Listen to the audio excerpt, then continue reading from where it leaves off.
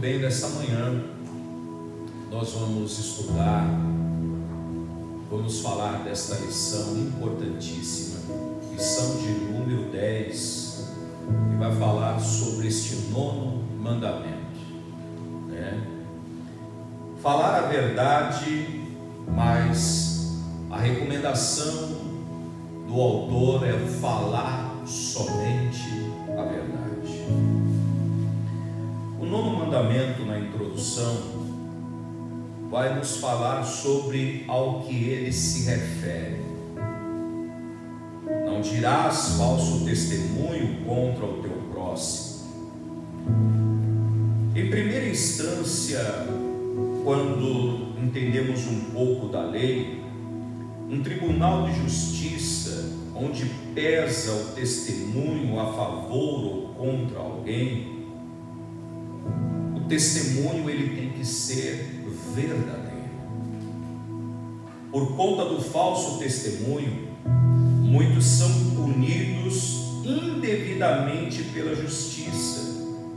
Há pessoas que perdem os melhores anos das suas vidas, outros a vida toda, e ainda pagam por algo que nunca cometeram.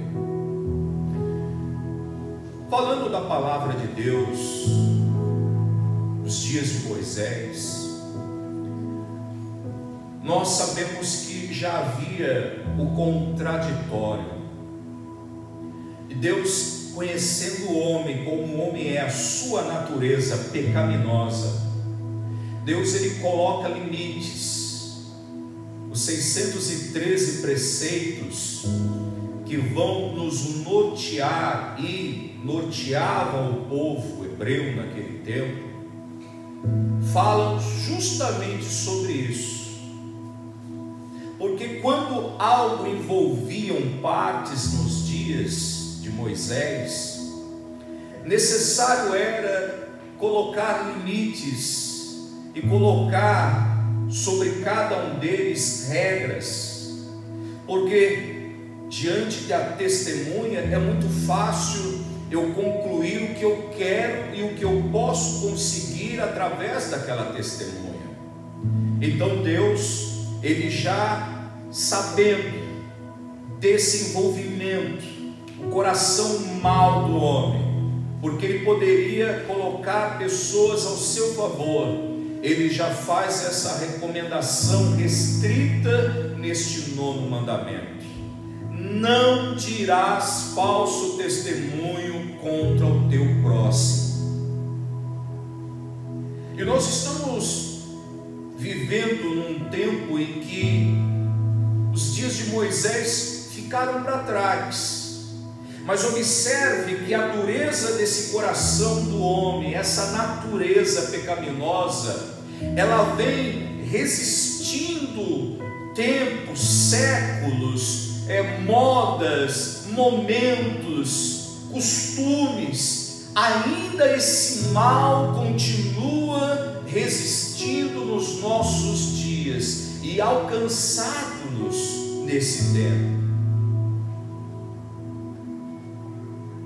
Então o Senhor, ele vai colocar regras, e nos 613 preceitos você vai encontrar que quando uma pessoa ela dava mau testemunho, o Senhor ele coloca uma regra: se essa pessoa ela fosse pega em mentira, se o testemunho dela fosse realmente desmascarado e ela fosse encontrada em contradição, a quem acusava, quem ela estava acusando, dando falso testemunho, era dado o direito, e a pessoa era morta, apedrejada, mas a primeira pessoa que mandava ver na pedra era quem foi justamente a vítima dessa falsa acusação, desse falso testemunho. Porque Deus vai dizer assim: assim agindo desta maneira, o mal sairia do meio de vós. Olhando assim de uma maneira assim muito grotesca, a gente pode ter alguns pensamentos de Deus, não entendendo muito bem o que Deus está querendo dizer na verdade. Mas na verdade o que Deus estava fazendo era trazendo a todos que estavam olhando, observando o que estava ali para acontecer, aquela falsa testemunha ali, mentirosa, sendo apedrejada e morta. Deus estava colocando aquilo como uma referência, para que todos que olhassem o que estava acontecendo com aquela pessoa, eles entendessem que aquilo também iria acontecer com os que também praticassem a mentira, dando falso testemunho contra o seu próximo. O tópico número 1 vai falar do falso testemunho. O falso testemunho, ele intenciona, porque ele vem para prejudicar sempre alguém. Ele é proferido por quem não é sensível à honra alheia e não se preocupa com o alcance destrutivo que o falso testemunho tem. Provérbios de Salomão, capítulo 26, versículo de número 28, vai nos dizer o seguinte: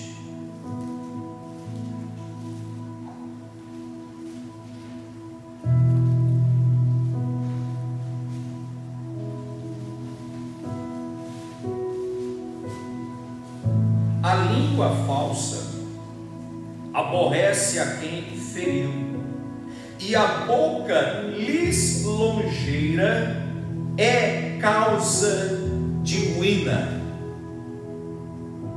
Veja que a falta da verdade, seja perante um tribunal ou em qualquer instância social, no dia a dia é um sinal de desrespeito ao próximo. Quando falamos falsamente, isso é uma falta de honra, é uma falta de um conceito que Deus ele preserva. Na verdade, Deus ele quer que nós venhamos cultivar a honra, falar somente a verdade. Mas nesse primeiro ponto do tópico 1, o falso testemunho ele é uma mácula, e ele acaba maculando até o bom nome das pessoas. O que é mácula? Mácula é mancha, é você deixar uma mancha na história, na vida daquela persona. Veja que muitas coisas acontecem ultimamente no nosso cenário. Você pode observar que o que nós estamos vivendo hoje é justamente o que nesta manhã nós estamos aprendendo. Eu não sei se você observou, mas por esses dias houve uma grande manifestação sobre aquilo que é chamado fake news, falsa notícia, falsa informação. O que é uma falsa informação? É uma falsa notícia, é uma notícia que ela não é verdade. Eu me lembro que em alguns anos que se passaram, houve uma falsa notícia nesta cidade, aonde uma mulher, ela foi confundida com uma outra mulher, e foi colocada uma mentira nas redes sociais, e as pessoas acreditaram naquela falsa informação, porque aquela pessoa que estava na foto afirmaram que ela morava num bairro, e nós estamos falando de um bairro bem próximo aqui da igreja, e essa pessoa, ela foi identificada, ela foi arrastada viva por muitos que estavam agindo, aparentemente fazendo justiça com as mãos, porque a notícia dizia que ela era uma feiticeira, ela roubava crianças, coisas deste tipo, e era também acusada pelo desaparecimento de muitas crianças. Então as pessoas fizeram justiça com as mãos, arrastaram aquela mãe, aquela esposa pelas ruas, bateram nela até que ela veio a falecer. O doutor Ayrton Sintra, meu amigo, advogado, que se condoeu com a situação, ele foi advogar o direito daquela família. Uma família, uma mulher que não teve como se defender, não teve como dizer assim: não sou eu, por conta de uma falsa notícia. Veja que eu estou falando do que está acontecendo nos nossos dias. Apesar disso ter sido um pouco atrás, nós estamos vivendo um cenário onde as falsas notícias têm acabado destruindo com a reputação e a imagem de pessoas sérias, de pessoas que têm família. É por isso que um dos dilemas da minha vida é não propagar aquilo que eu não tenho certeza que é verdade. E ainda que seja verdade, eu preciso tomar cuidado, porque existem notícias que não podem ser dadas de qualquer maneira. Você quer uma prova disso? De repente, uma pessoa falece na igreja, e essa pessoa, ela tem uma mãe doente, uma mãe que tem problema do coração. Ela não pode receber uma notícia de qualquer maneira, tem que se conversar até chegar ao ponto para que essa pessoa ela não receba um choque e ela não venha até a falecer. Mas tem pessoas que não podem ver nada, ela já sai espalhando até se entender como aconteceu. Porque hoje as redes sociais, e nós estamos nos comunicando aqui através das redes sociais, a rede social ela tem um poder de fazer com que a notícia que está acontecendo lá do outro lado do mundo, lá em Tóquio, lá no Japão, lá na Inglaterra, lá nos Emirados Árabes, em qualquer parte do mundo, se aquela informação ela foi digitalizada e foi retransmitida, ela pode chegar numa fração de menos de 1 minuto nas minhas mãos. Essa informação está nos meios de comunicação, no Google, você pode consultar.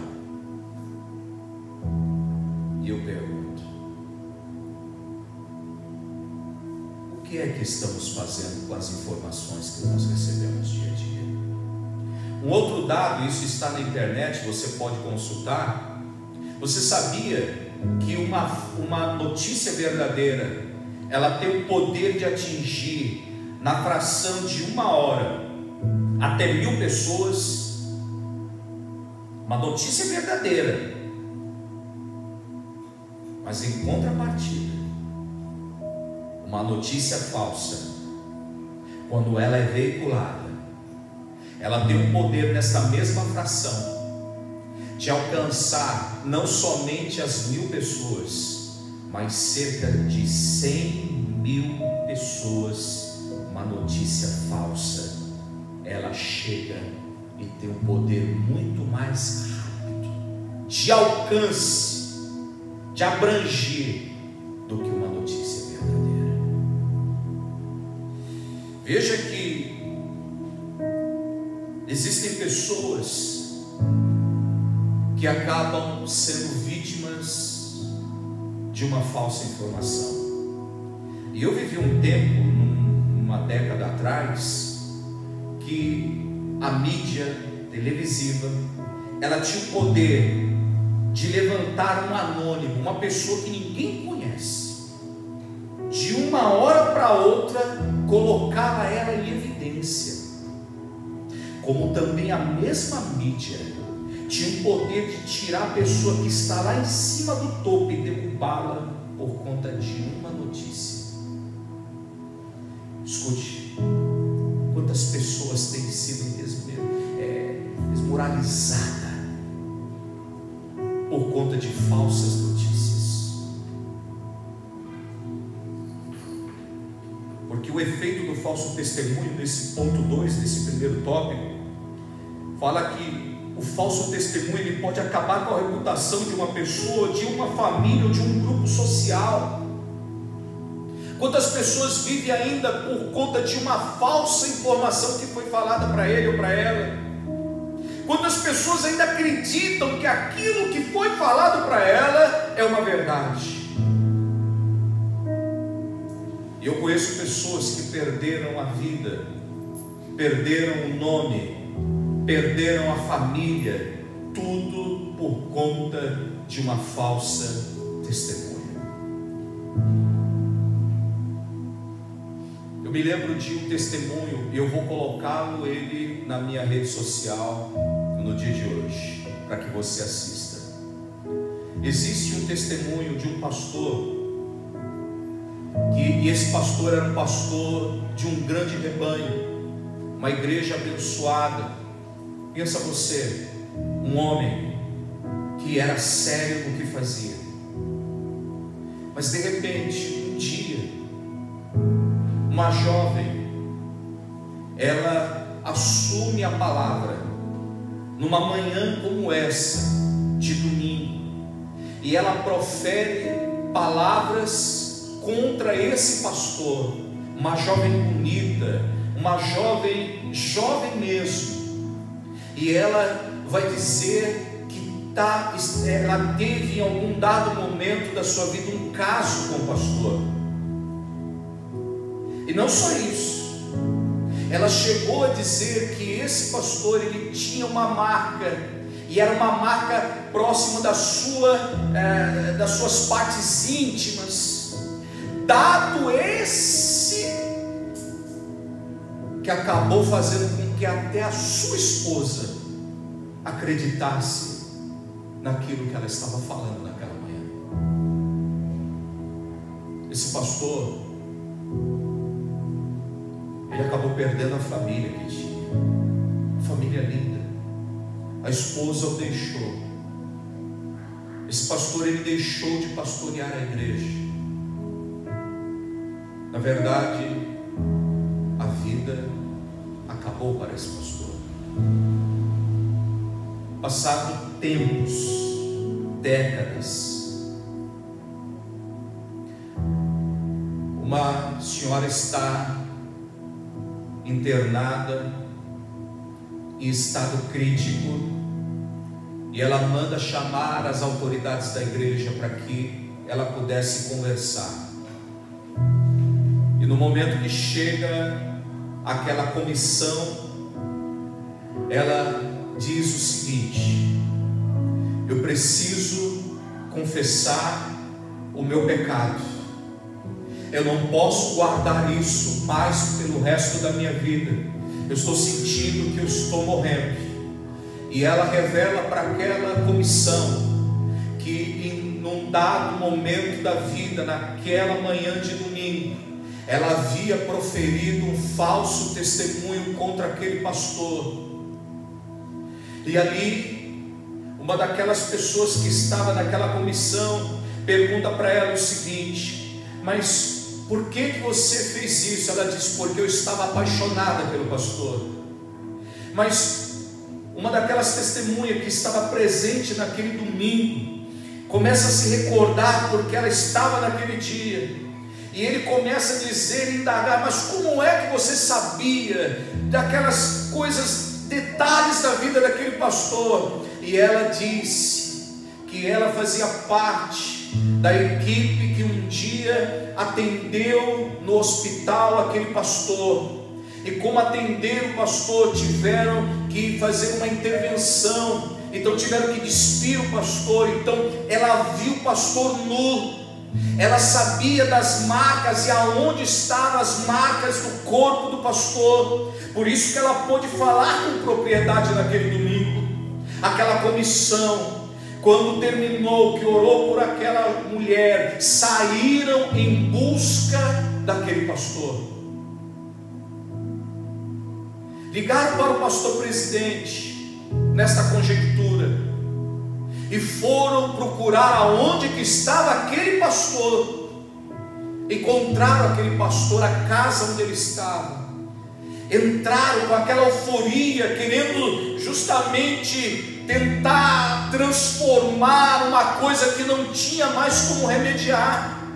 E quando entraram dentro da casa, aquele pastor estava sozinho, já de idade, um pouco largado, abandonado, a sua fisionomia de tristeza, de abandono. Eles disseram: nós viemos aqui trazer a sua credencial, nós queremos aqui te ligar de novo, te trazer de novo. E eu vou encerrar porque é muito maior ainda esse testemunho, mas ele vai dizer o seguinte: vocês vieram aqui para resgatar. Me diga uma coisa: vocês vão me devolver a minha família?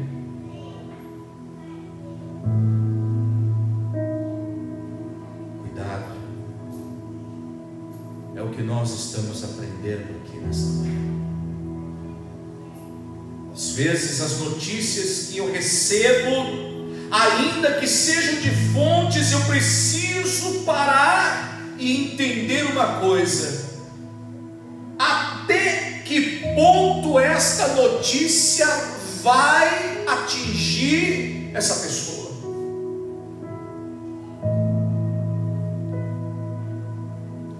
Eu tenho alguns pontos de honra comigo, eu carrego comigo. Primeiro, o que estão me falando vai somar para a edificação. Segundo, o nome do Senhor vai ser glorificado com essa publicação ou essa manifestação. E terceiro, quem é que vai ser prejudicado com tudo isso? Alguém vai ser prejudicado? Alguém vai sair prejudicado com isso? Um dia, o meu pastor presidente, ele estava em viagem, e segundo ele, no Rio de Janeiro, e ele estava, esse testemunho eu ouvi do pastor que estava com ele dentro da sua casa, e ele disse que estavam ali naquela conversa maravilhosa, pastores falando das suas experiências, e de repente chegou um outro pastor,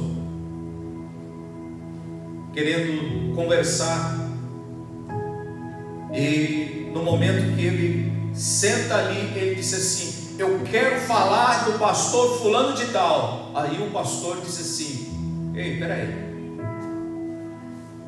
se você vai falar de uma outra pessoa aqui dentro da minha casa, nós, antes de qualquer coisa, nós vamos orar por ela primeiro. Tá certo? Tá certo. Vamos dobrar o joelho agora e vamos orar por ela. Eu não esqueço das coisas boas que eu ouço. E naquele momento que eles começaram a orar, o pastor, que era o dono da casa, ele pediu para que o nosso pastor, o nosso apóstolo, orasse. E aquela oração, irmão, ganhou peso, porque a glória de Deus desceu ali, se manifestou ali. E quando eles acabaram de orar, e não foi uma oração de 10 minutos, foi uma oração que durou mais de meia hora. E quando eles terminaram, eu acredito com lágrimas nos olhos, chorando, porque aonde Jesus está há quebrantamento, eles disseram: mas e aí agora, o que nós vamos falar? Falar o quê? Falar o quê? A mentira, o engano, ou aquilo que eu estou querendo desabafar, porque eu acredito numa coisa, mas não é porque eu estou insatisfeito que isso me dá argumentos para que eu fale de alguém, para alguém que não sabe de que maneira eu estou passando. Isso não me dá direito de falar de ninguém. E uma das palavras que eu tenho falado nestes últimos dias nas igrejas que eu tenho passado: se você tem algo para falar com alguém, não venha falar para mim, não venha falar para a direita e nem para a esquerda, fale com a pessoa, chame ela, Diga para ela tudo que você precisa falar, que está engasgado. Porque eu aprendi uma coisa: roupa suja se lava com água, e a água é a palavra. A coisa não está boa, chama a pessoa à luz da palavra de Deus e diz para ela: eu não gosto do jeito que você fala comigo, eu não suporto a maneira que você me trata. Fala para ela, diga para ela: eu não gostei do jeito que você fez isso. Diga para ela, porque é melhor você dizer para ela, resolver o problema e viver em paz o resto da vida, do que cultivar raízes de amargura pelo próximo no seu coração. Porque uma alma envenenada, ela fala falsas coisas segundo os seus conceitos, porque ela está amargurada, está ferida.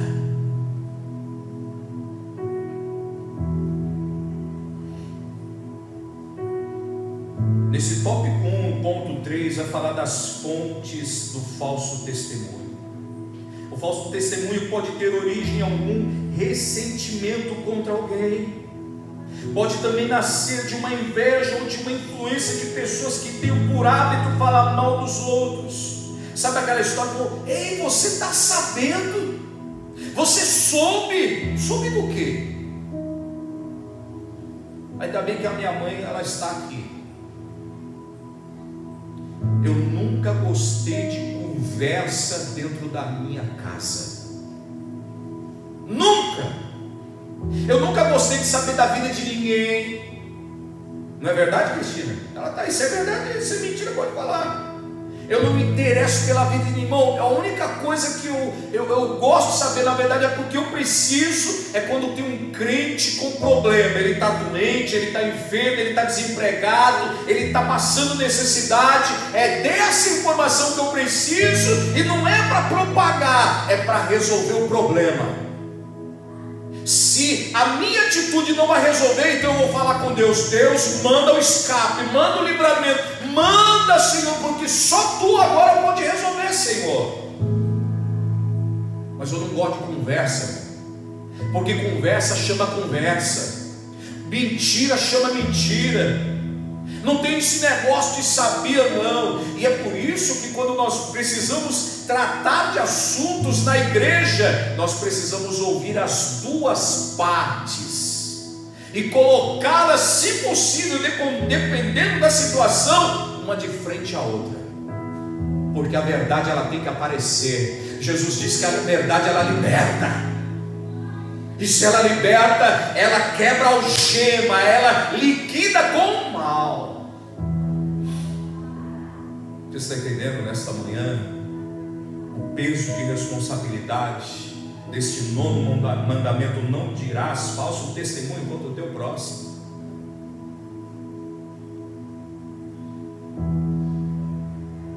O ponto 4 fala dos impactos da calúnia. Você sabia que calúnia é crime? Há um inquérito, e eu não vou entrar nesse termo porque a minha área não é essa, mas há um inquérito das fake news. Não vou entrar no mérito, eu vou repetir.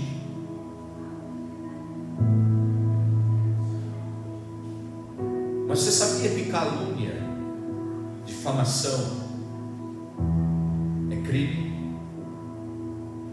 Você sabia que você repassar informações, e o dono do Facebook, que é dono também desse meio de comunicação chamado WhatsApp, e os diretores aqui, os CEOs aqui do Brasil que administram, eles tomaram uma medida. Eu me lembro que muitas manhãs que eu acordava inspirado e Deus me dava uma palavra, eu escrevia, eu conseguia compartilhar isso com mais de 100 pessoas, sem precisar hoje criar um grupo onde eu possa compartilhar isso no WhatsApp.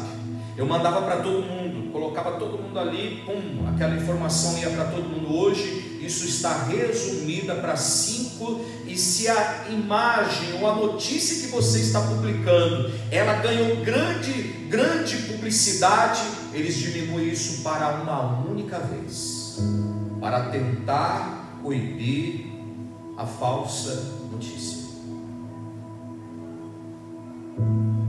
A calúnia, ela não apenas incrimina o inocente, como também dá o pior significado às coisas ditas. Quantos inocentes estão na cadeia hoje? Não estou falando com aquele sarcasmo, porque todo mundo que cai na cadeia, a primeira coisa que eles dizem é que eles são inocentes. Eu estou falando dos de fato que são inocentes, pessoas que têm o mesmo nome, mas existe um outro título que dão a isso. As pessoas que às vezes têm aquilo coincide, pessoas que são filhos e às vezes o pai chama, coloca o mesmo nome, só muda só alguma coisa no nome de um para diferir do outro. Por exemplo, o meu pai, ele colocou as primeiras iniciais no nome dos meus irmãos igualzinho a de todos. Todos nós temos as mesmas iniciais.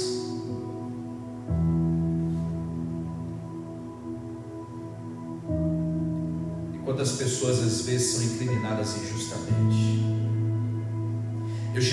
Eu gosto da área criminal, porque eu gosto dos detalhes. Eu me apego muito a detalhes.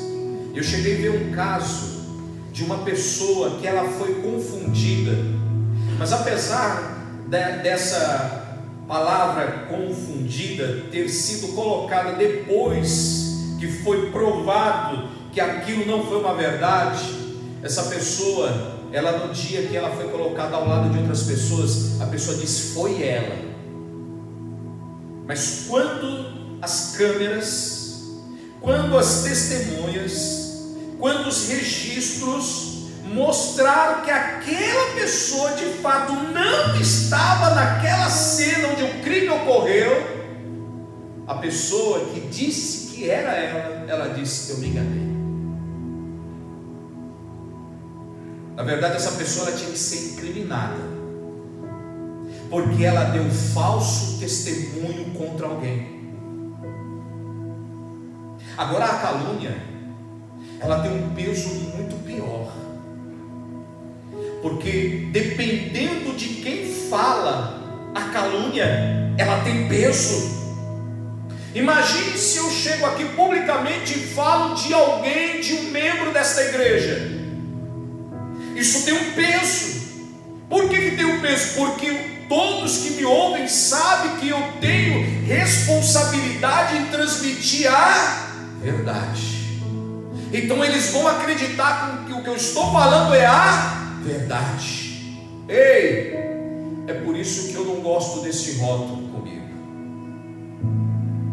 Como assim, pastor? Eu gosto do que eu estou falando, que vocês confiram. É por isso que nas palavras expositivas e nos meus sermões expositivos eu faço questão que vocês acompanhem a leitura da palavra para entender e dizer: não, realmente o que ele está falando está escrito. Porque eu ouço muita fala, muita falácia e pouca comprovação. Tem muita gente ouvindo e poucas pessoas examinando. Examinais as Escrituras, foi o conselho de Jesus, foi o conselho de Deus para Josué: medita na palavra. Irmãos, nós precisamos conhecer a palavra como ela é.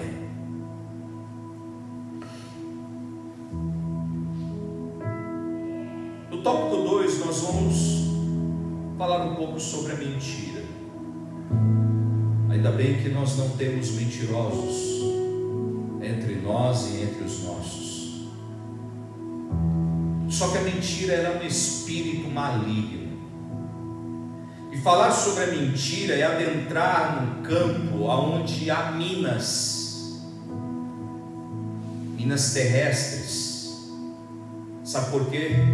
Eu não sei se você já assistiu algum filme onde as pessoas elas estão andando e de repente elas pisam numa mina. No tempo anterior, nas guerras, minas, elas só bastava você chegar próximo, ela já explodia. As minas hoje são diferentes. As minas hoje, elas são enterradas e fica que nem um tridente para fora, bem pequeno e minúsculo. Quando esse tridente ele é sensível, ele é tocado, a mina ela levanta e ela explode para cima. Quer dizer, é para matar realmente aquele opositor. Antes explodia de baixo para cima, hoje explode de cima, que é realmente para atingir logo a cabeça. A mentira é igualzinha a essa mina. Ela levanta, explode, atingindo a mente de todo mundo. De todo mundo. Quantas pessoas vão descobrir a verdade depois que se passou 20, 30, 40, 50 anos? Que mentira! A mentira é grande cúmplice de grande parte das transgressões. As mentiras, elas são descritas na Bíblia Sagrada. Você vai ver que existem várias. Por exemplo, a mentira de Abraão. Abraão, ele quando chegou na Mesopotâmia, na sua peregrinação, Abraão foi justamente onde não poderia ir, o Egito. Quando a Bíblia fala do Egito, ela fala do Egito como uma figura, e a figura do Egito fala justamente do sistema globalizado, o mundo que nós estamos. O mundo vive de mentiras. Se eu fosse falar das mentiras que se propagam todos os dias nos meios de comunicação, é por isso que o nosso pastor presidente mandou uma recomendação: desliga a sua TV desses noticiários. E ele fez uma observação a um veículo particular, porque é muita informação mentirosa. O diabo se alimenta disso. Ele vive disso, porque ele é o pai dela. Jesus disse que ele é o pai da mentira, e ele vive enganando, ele vive no conceito de enganar. Quando Abraão, ele justamente com medo de morrer, ele combinou com Sara, que era sua esposa e meia irmã, e disse que eles eram apenas irmãos. Para quê? Para escapar, crescer o olho nela, uma mulher bonita. Ah, pastor, mas nesse caso a mentira, ela foi muito bem usada. Não. Quando nós agimos com a verdade, Deus está conosco também. Ah, pastor, mas se ele não tivesse mentido, eu não quero entrar nesse mérito, porque o meu mérito aqui não é julgar, é falar do que a Bíblia está tratando. Houve uma mentira aqui, porque ele estava justamente no lugar onde se mente, um mundo, sistema globalizado. Se você mentir no mundo, não tem problema nenhum, até o dano ser cometido. Ah não, eu me equivoquei. Ah não, mas eu pensei que era. Já era tarde. A mentira de Isaac e Jacó. Lembra quando Isaac ele repetiu o mesmo pecado do seu pai, quando em Gerar apresentou sua esposa Rebeca como sendo sua irmã? Um mesmo pecado. É por isso que é perigoso, irmão, os nossos passos que damos, porque eles podem ser copiados pelos nossos filhos. Muito cuidado. Nesse tópico 2.1.3, a mentira de Jacó. Jacó parece ter acumulado esses traços, primeiro do pai, do avô, e se tornou também praticante.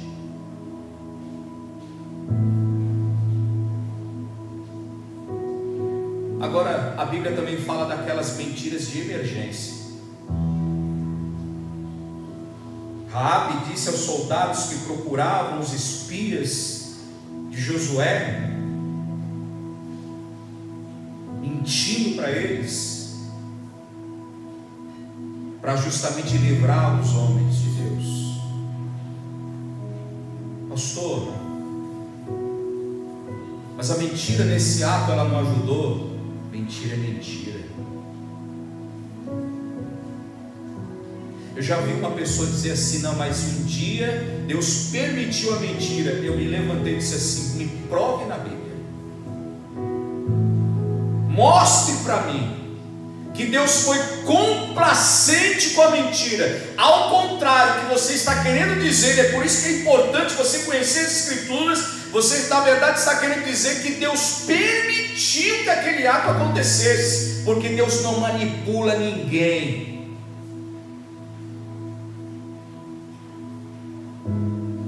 Deus, Ele não compactua com a mentira. Lembra das parteiras do Egito?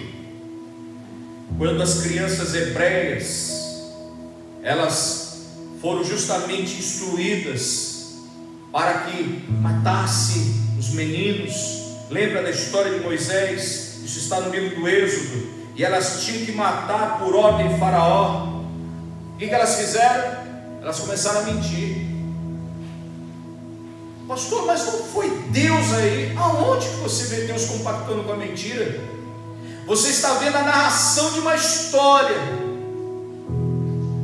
Nós precisamos, irmão, entender bem, colocar cada coisa no seu devido lugar. Não é porque aquelas mulheres fizeram bem, que elas, agindo daquela maneira, elas estão ilesas. Não, elas mentiram. Irmão, Deus não precisa que nenhum de nós venhamos compactuar com a mentira, nem que seja para salvar casamentos, salvar famílias. Deus, Ele sempre nos dá um escape quando agimos com a verdade. Não importa, a verdade ela pode doer, ela pode machucar, mas ela vai cicatrizar e vai curar, porque com a verdade não há outros meios. A verdade, ela liberta. Você que está me assistindo, eu vou repetir: a verdade, ela liberta.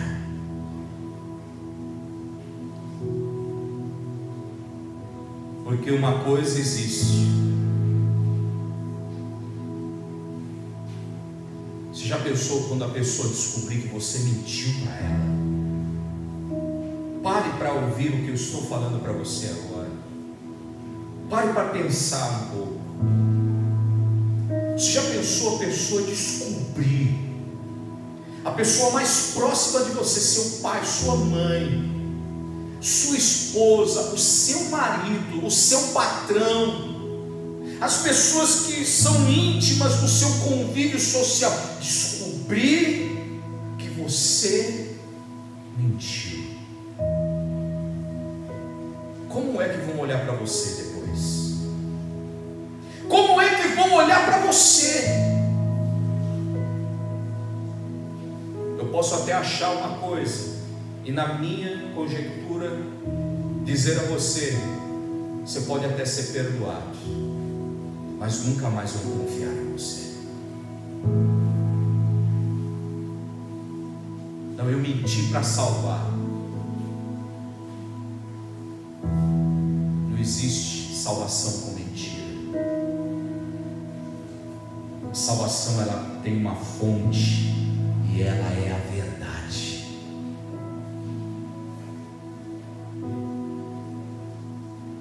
Tópico 3: as mentiras no Novo Testamento.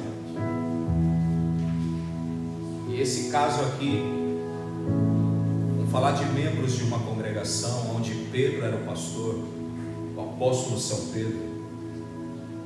Ananias e Safira, que eram membros, porque no Novo Testamento quase não há, mentiras e exemplos registrados, porém dos poucos casos que existem, há um que se tornou muito,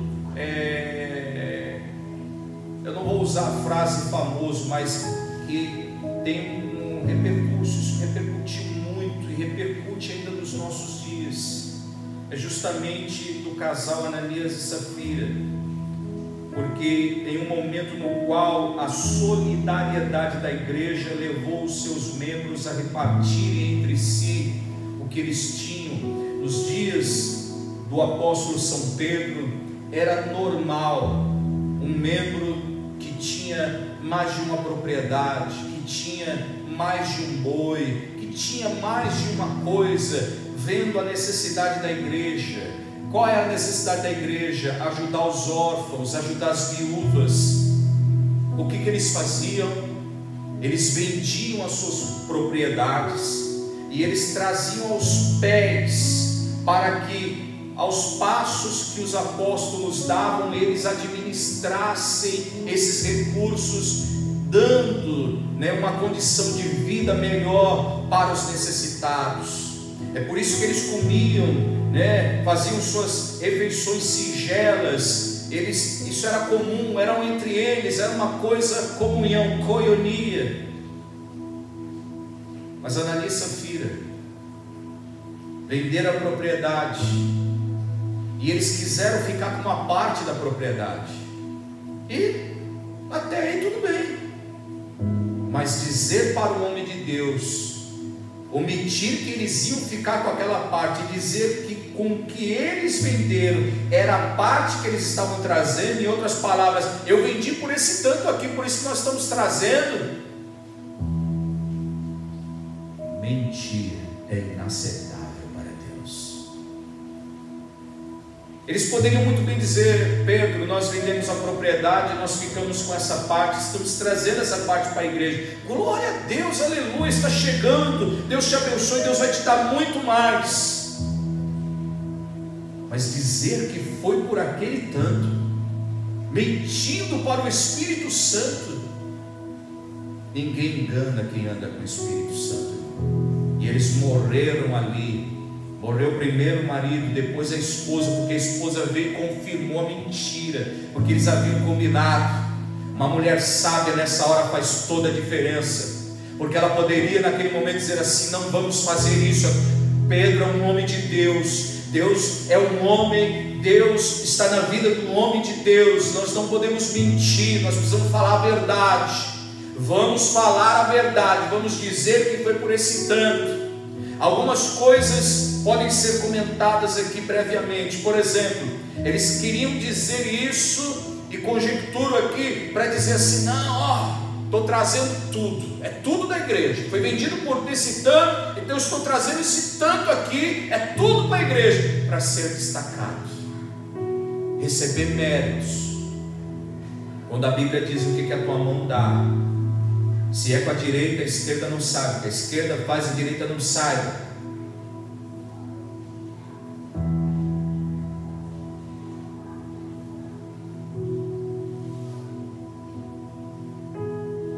Isso tem sido um problema nesses dias.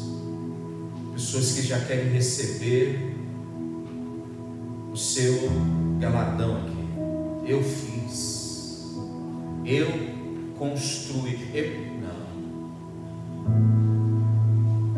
cresça. Eu até acredito que existe um momento da vida que algumas verdades elas precisam ser ditas, mas não é para que a pessoa ela brilhe, é para que as pessoas saibam a verdade. É diferente.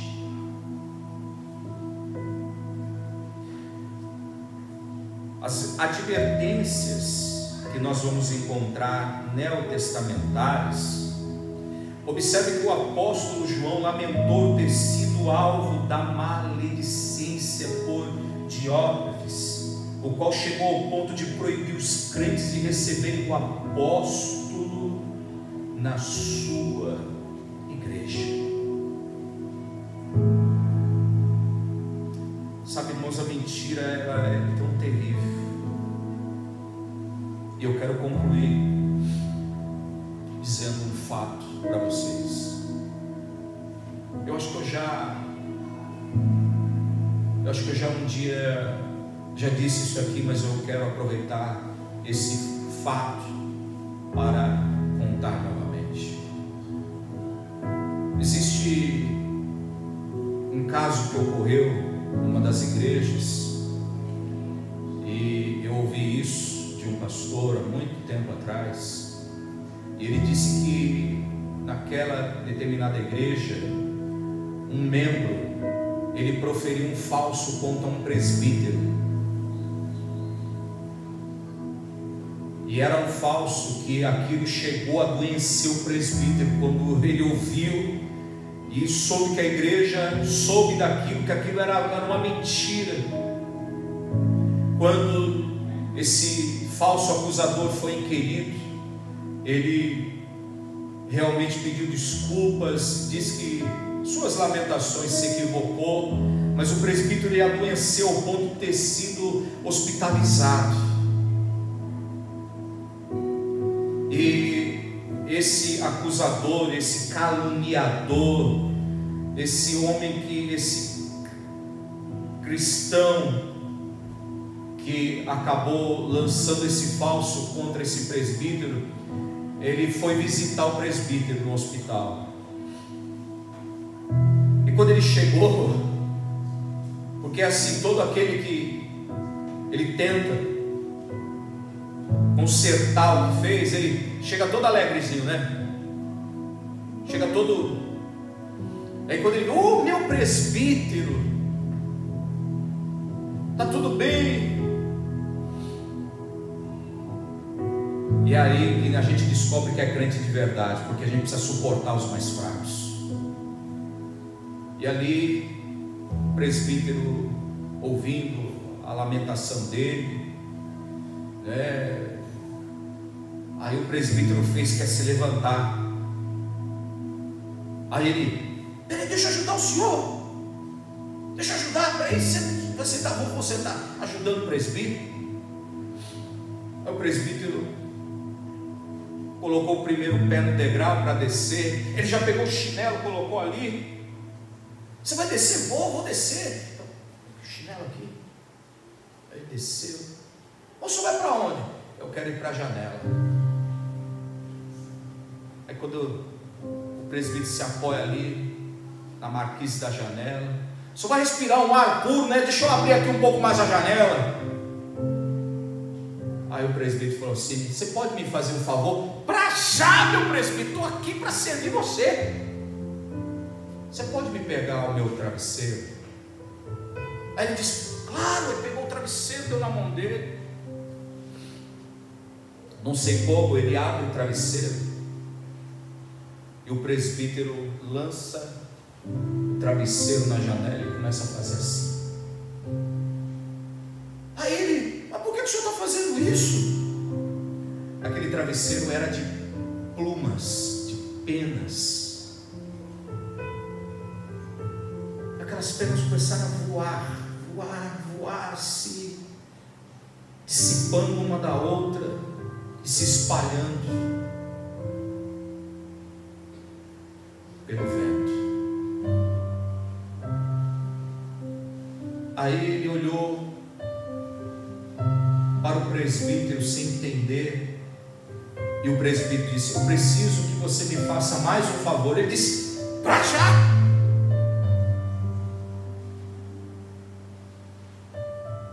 Você pode apanhar as penas que eu acabei de lançar lá fora? E ele disse, mas como que eu vou fazer isso, presbítero? O senhor está brincando comigo? Como que eu vou apanhar essas penas? Não tem como, já se espalhou. O presbítero levantou a mão e disse para ele o seguinte, assim foram as palavras que você proferiu, mentindo, me acusando do que você falou para a igreja.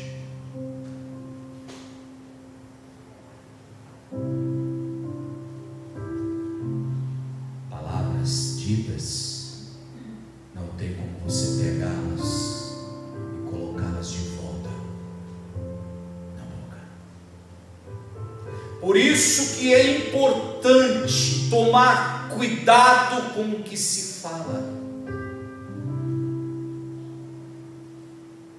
É como eu disse anteriormente no testemunho do pastor.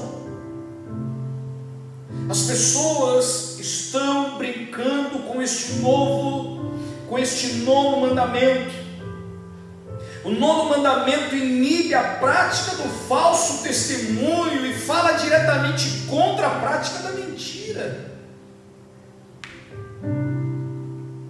Para o salvo em Cristo Jesus, o reforço para esse mandamento é: antes, seguindo a verdade em amor. A palavra de Deus, existem vários cenários para nos motivar a falar a verdade. Paulo chega a dizer o seguinte: falar a verdade uns com os outros. Eu preciso falar a verdade, porque a verdade ela pode naquele momento trazer uma falsa sensação, mas a verdadeira sensação ela vai ser reproduzida quando a verdade ela causar o seu efeito realmente. Ela liberta. Cresçamos em tudo, naquele que é a cabeça.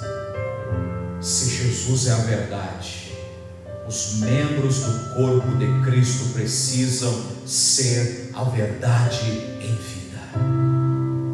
Não importa se alguém falhou, o importante é que temos oportunidade de falar a verdade.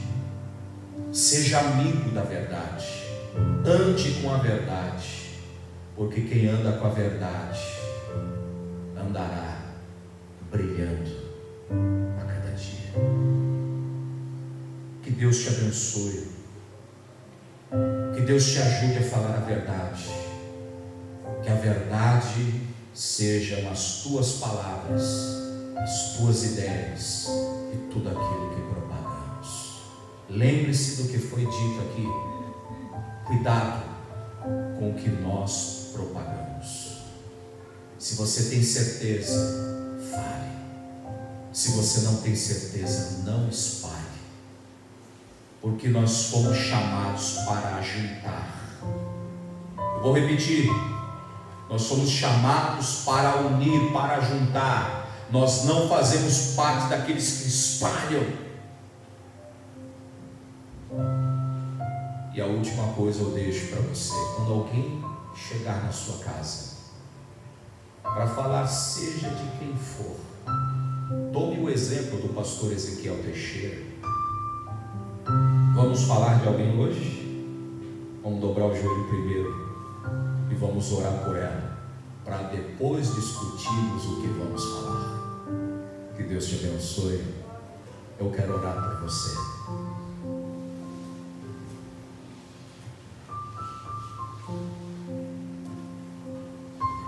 Ele é santo.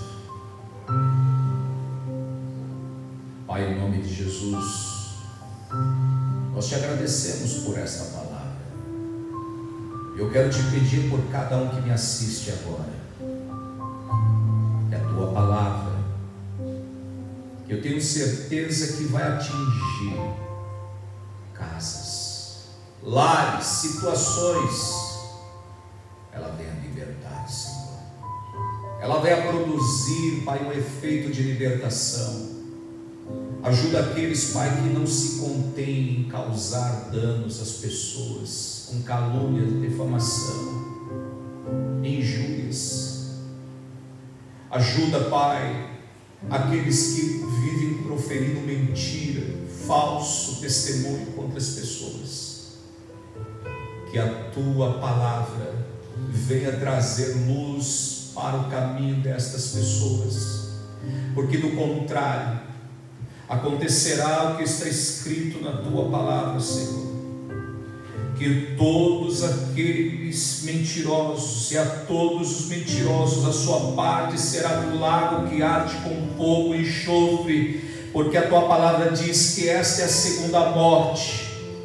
Esta é a morte espiritual, na verdade é o fim de todas as coisas. Senhor, nos ajuda a viver e falarmos a verdade uns com os outros, porque do contrário, o lago de fogo, de enxofre, ele vai crescer a cada dia mais, vai ganhar uma amplitude maior, porque esta é a condenação para os mentirosos, Senhor. Senhor, nos ajuda a falar a verdade uns com os outros. Ajuda esse filho, essa filha a falar a verdade com os seus pais. Ajuda, Pai, esse marido a falar a verdade para a sua esposa, e que a sua esposa seja verdadeira. Fale a verdade, não omita as coisas, mas seja grandiosa em falar a verdade, com estratégias, porque o Senhor dá estratégia. Eu peço nesta manhã por todo o corpo de Cristo, Senhor, que sejamos verdadeiros, em nome de Jesus. Amém. Que Deus te abençoe nesta manhã. Eu sou Paulo Pires e te aguardo na próxima lição da Escola Bíblica Dominical.